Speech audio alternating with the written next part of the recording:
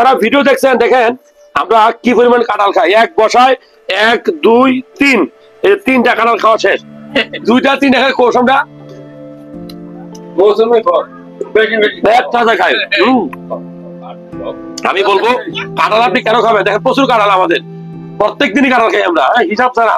এনে কাঁঠাল মাত্র 15 টাকা 20 টাকা করে পিস নাকি আব্বা, ঠিক আছে নি? তো কাঁঠাল যেরকম খাবেন, কাঁঠালে কিন্তু প্রচুর ভিটামিন থাকে, এ থাকে, সি থাকে, আয়রন থাকে।